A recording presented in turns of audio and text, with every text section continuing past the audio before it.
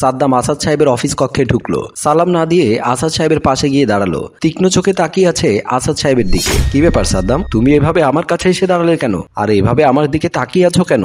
Sir, আমি night guard, মানুষের বাড়িঘর পাহারা দেই, অফিস পাহারা দেই, কিন্তু আমার নিজের ঘরটা সঠিকভাবে পাহারা দিতে পারলাম না। আমি যখন রাত্রিবেলা মানুষের মূল্যবান সম্পদ পাহারা দেই, ঠিক তখনই আমার মহামূল্যবান সম্পদ প্রতি রাতে একজন চুরি করে। সেই চোরটা যে আমার খুবই পরিচিত মানুষ। স্যার, আপনি কি সেই চোরটারে চেনেন? সাদ্দাম, তুমি কি সব উল্টোপাল্টা বলছো? আমি কি করে বলবো তোমার ঘরে কে চুরি করে? এবার সাদ্দাম প্যান্টের পেছন থেকে একটা ছুরি বের করে হাতে নিয়ে নাড়াচাড়া করতে করতে বলল, স্যার, আমি জানতে পেরেছি সেই চোরটাকে আপনি চেনেন। সত্যি করে বলবেন ওই চোরটা কে? আসাদ সাদ্দামের হাতে ছুরিটা দেখে কিছুটা ভয় পেল। আমতা আমতা করে বলল, সাদ্দাম, ছুরিটা পকেটে রাখো। আর তোমাকে কে উল্টোপাল্টা কথা বলেছে? আমি কিছু জানি না। স্যার, চিৎকার চেঁচামেচি করবেন না, শুধু সত্য কথাটা বলেন। সে চোরটা কে? সত্য বললে আমি আপনার কিচ্ছু বলবো না, আর সত্যটা যদি আজকে না বলেন তাহলে আমি এই ছুরিটা দিয়ে আপনার শরীরের বিভিন্ন অংশে আঘাত করব, রক্ত বের করব, সেই রক্ত দিয়ে গোসল করব। আসাদ অনেকটা ভয় পেয়ে ঘাবড়ে গেল। কি বলবে কি করবে কিছুই বুঝতে পারছে না। কাপা কাপা কণ্ঠে বলল, সাদ্দাম, আমার কোনো দোষ নেই। তোমার বউ আমাকে যেতে বলে, আমার কাছে টাকা চায়, আর আমি টাকা দেই। সেই কারণে রাতে তোমার বাসায় যায়। তাহলে সেদিন রাতের সেই মানুষটা কি আপনি ছিলেন? মনে পড়েছে? কোন রাতের কথা বলছি? গত রাতের কথা। বাসার ভেতরে ঢুকে পলিকে জড়িয়ে ধরলো আসাদ। পলি মুচকি হেসে বলল, কি ব্যাপার, আজকে সাহেবকে এত খুশি খুশি লাগছে? আসাদ বলল, আজকে সকাল থেকে মনটা কেমন জানি আনচান আনচান করছিল। তোমার ছোঁয়া পেতে চাচ্ছিল, কিন্তু আমার তো নাইট ডিউটি। রাত 12টার আগে তো তোমার স্বামী বাসা থেকে বের হয় না। যখনই বের হয়ে গেল তখনই আমি তাড়াতাড়ি বাসায় চলে আসলাম। ঠিক আছে, তাহলে চলো বিছানায় যাই। সবই ভালো লাগে, কিন্তু তোমার এই বিছানা দেখলে মাথায় আগুন ধরে যায়। বারবার বললাম তোমার জন্য দামি খাট, দামি একটা বাসার ব্যবস্থা করি, তুমি বারবার আমাকে ফিরিয়ে দিচ্ছ। এখন যদি এত কিছু তোমার কাছ থেকে নেই তাহলে তো সাদ্দাম সন্দেহ করবে। তার চেয়ে তুমি আমাকে টাকা দাও, আমি আস্তে আস্তে এগুলো কিনবো। সাদ্দাম জিজ্ঞেস করলে বলবো আমি বাসায় খেলনা বানিয়ে তা বিক্রি করে এই ফার্নিচার গুলো কিনেছি, তখন আর সন্দেহ করবে না। তোমার আসলে অনেক বুদ্ধি, যার কারণে তোমাকে এত ভালো লাগে আমার। চলো বিছানায় চলো। এই বলে দুজনে রুমের ভেতরে চলে গেল। বিছানায় শুয়ে বুকের উপর থেকে আঁচলটা সরাতে যাবে, এমন সময় কলিং বেল বেজে উঠলো। দুজনে লাফ দিয়ে উঠে বসলো। আসাদ কাপা কাপা কণ্ঠে বলল, এত রাতে কে আসলো আবার? পলি বলল, আমিও তো বুঝতে পারছি না, এত রাতে কে আসলো? আমার তো ভয় করছে। কোনো ভয় নেই, তুমি এই চাদরটা মুড়ি দিয়ে বিছানার ওই কোনায় শুয়ে থাকো, আমি দেখছি কে এসেছে। বলেই বিছানা থেকে নেমে রুম থেকে বের হয়ে গেল। আসাদ বিছানার চাদরটা মুড়ি দিয়ে বিছানার এক কোণে শুয়ে আছে। দরজা খুলতেই পলি চমকে উঠলো। বাসার ভেতরে প্রবেশ করলো সাদ্দাম। পলি কাপা কাপা কণ্ঠে বলল, কি ব্যাপার, তুমি এখন আসলে? আমার টর্চ লাইটটা ফেলে গিয়েছিলাম, টর্চ লাইটটা নিতে চলে এসেছি। ও আচ্ছা, তুমি দাঁড়াও, আমি তোমার টর্চ লাইটটা নিয়ে আসছি। পলি বাসার ভেতরে পা বাড়াতেই সাদ্দাম পলির হাত টান দিয়ে বুকের কাছে নিয়ে পলিকে জড়িয়ে ধরলো। পলি নিজেকে ছাড়িয়ে নেবার চেষ্টা করছে আর বলছে, কি করছো তুমি এখন? সাদ্দাম হাসতে হাসতে বলল, এখনই তো করার সময়, কিন্তু এমন ডিউটি করি যে রাতের বেলা তোমাকে সময় দিতে পারি না, তাই একটু তোমাকে আদর করছি।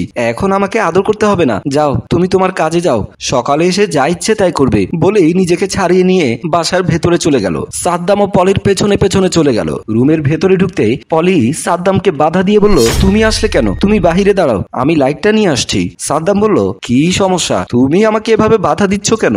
আহা, বাধা দিচ্ছি না, আমার ছোট ফুফু এসেছে, বিছানায় শুয়ে আছে, বুড়ো মানুষ, ঘুমিয়ে পড়েছে, তোমার কথা শুনে হয়তো জেগে যেতে পারে। কি বলো, তোমার ফুফু এত রাতে কোত্থেকে আসলো? তার ছেলে বাসায় এসেছিল, কিন্তু ভাইয়া বাসায় নেই বলে আমার বাসায় এসেছে, সকালে আবার চলে যাবে। না না, সকালে যেতে দিও না, বয়স্ক মানুষ, তোমার সাথে রেখে দিও, দুদিন বেরিয়ে যাক। আচ্ছা, সকালেরটা সকালে দেখা যাবে, আমি তোমার লাইটটা এনে দিচ্ছি। পলি রুমের ভেতরে ঢুকে বিছানার কাছে একটা ব্যাগের মধ্যে টর্চ লাইটটা ছিল, ব্যাগটা নিয়ে এসে সাদ্দামের হাতে দিয়ে বলল, যাও কাজে যাও, মনোযোগ দিয়ে কাজ করবে, কারণ মানুষের মালামাল তোমার উপরে নির্ভর করে, তাই তাড়াতাড়ি যাও। ঠিক আছে বলে বাসা থেকে বের হয়ে গেল। পলি দরজা আটকিয়ে দৌড়ে বিছানার কাছে এসে বিছানায় বসতে আসাদ বিছানার চাদর সরিয়ে লাফ দিয়ে উঠে বসলো। ভয়ে কাপা কাপা কণ্ঠে বলল, তোমার স্বামী কি চলে গেছে? হ্যাঁ চলে গেছে, এখন আর কোনো ভয় নেই, চলো শুয়ে পড়ি, আজ আর ভালো লাগছে না, আমি বাসায় গেলাম। কেন, কি হয়েছে, তুমি এমন করছো কেন? মনের মধ্যে ভয় ঢুকলে শরীরে এনার্জি থাকে না। বলেই বিছানা থেকে নেমে দরজার কাছে এসে দরজা খুলে রুম থেকে বের হয়ে গেল। পলিও বিছানা থেকে নেমে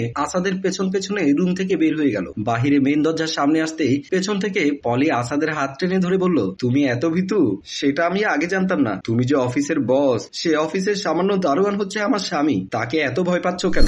মান সম্মান, বুঝলে, মান সম্মান। এত মান সম্মান না করে আমাকে যদি তোমার এত ভালো লাগে তাহলে বিয়ে তো করতে পারো। তোমার টাকা প্রয়োজন, তোমাকে টাকা দেই, আমার প্রয়োজন তোমার দেহটা, ব্যাস, এর চেয়ে বেশি কিছু নয়। বলেই পকেট থেকে অনেকগুলো টাকা বের করে পলির হাতে দিয়ে বলল, আজ কাজ করিনি তাতে কি হয়েছে, তোমার পেমেন্ট আমি তোমাকে বুঝিয়ে দিলাম। এই বলে রুম থেকে বের হয়ে গেল। পলি টাকাগুলো নাকের সামনে নিয়ে ঘ্রাণ শুকে বলল, আমার প্রয়োজন এই টাকা বলেই মুচকি হেসে বাসার ভেতরে চলে গেল। রাস্তার মোড়ে দাঁড়িয়ে সাদ্দাম সিগারেট খাচ্ছে। এমন সময় সে দেখতে পেল তার বাড়ির গেট থেকে তার অফিসের বস আসাদ বের হয়ে তার বাসার দিকে চলে যাচ্ছে। সাদ্দাম অনেকটা অবাক হয়ে গেল। মনে মনে ভাবলো, কি ব্যাপার, এত রাতে আমার বাসা থেকে আসাদ স্যার বের হলো কেন, সে কোথায় গিয়েছিল? ভাবতে ভাবতে সাদ্দাম বাসার সামনে আসলো। তারপর বাসার ভেতরে ঢুকে গেল। আসাদ বাসার সামনে এসে কলিং বেল টিপলো। পলি ভাবলো হয়তো আসাদ আবার ফিরে এসেছে। পলি দরজা খুলে দিয়ে সামনের দিকে না তাকিয়ে বলতে লাগলো, মনে হয় ভয় কমেছে, তাই আসাদ সাহেব আবারও চলে এসেছেন তাই না? চলো বেডরুমে চলো। সাদ্দাম পলির কথা শুনে যেন আকাশ থেকে পড়লো। বাসার ভেতরে ঢুকে পলির পাশে দাঁড়িয়ে বলল, আমি আসাদ নয়, আমি সাদ্দাম। কথাটি শোনা মাত্রই পলি চমকে উঠে থতমত খেয়ে গেল। কি বলবে বুঝতে পারছে না। ভয়ে কলিজা শুকিয়ে যেন কার। কি হলো, আমাকে দেখে তুমি ঘামছো কেন? আর আসাদ তো আমাদের বাসায় এসেছে, আসাদের সাথে তোমার কি সম্পর্ক? পলি ইয়ে মানে করতে লাগলো। সাদ্দাম বলল, আমি বাসায় না থাকলে তাহলে এগুলো করিস?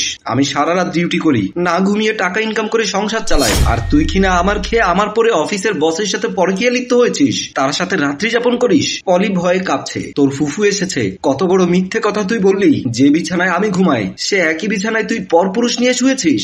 বলেই কোষে চর বসিয়ে দিল পলির গালে। পলি গাল চেপে ধরে কান্না করতে করতে বলল, তুমি আমাকে ক্ষমা করো, কত রাত ঘুমাই না, নাইট ডিউটি করি, দারোয়ান হয়ে তোকে ভালো রেখেছি, তোকে কখনো কষ্টে রাখিনি। দুটো শার্ট আর দুটো প্যান্টের বেশি আমার নেই, কিন্তু তোর কোনো চাহিদা আমি অপূর্ণ রাখিনি।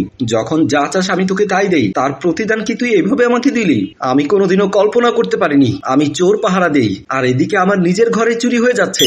দুহাত জোর করে আসাদ সাদ্দামের কাছে ক্ষমা চেয়ে বলল, আমার ভুল হয়ে গেছে, আমাকে তুমি ক্ষমা করে দাও। তবু তুমি আমার সামনে ছুরিটা এভাবে নাড়াচাড়া করো না, আমার ভয় লাগছে। স্যার, আপনার স্ত্রীর সাথে আমি যদি এমনটা করতাম, আপনার অবর্তমানে আপনার স্ত্রী বিছানা আমাকে কল্পনা করুন তো কেমন লাগবে আপনার? সাদ্দাম, আমার খারাপ লাগবে, আমি বলছি তো আমার ভুল হয়েছে, তুমি এবারের মতো আমাকে ক্ষমা করে দাও। তোমার কত টাকা লাগবে বলো, আমি অত টাকাই তোমাকে দেবো, তবে তুমি আমাকে এভাবে ভয় দেখিও না। আমি তোকে ভয় দেখাচ্ছি না, কসম করে বলছি আমি তোকে ভয় দেখাচ্ছি না। আমি তোকে পলির কাছে পাঠাতে এসেছি, পলির কাছে অনেক ভালো থাকবি।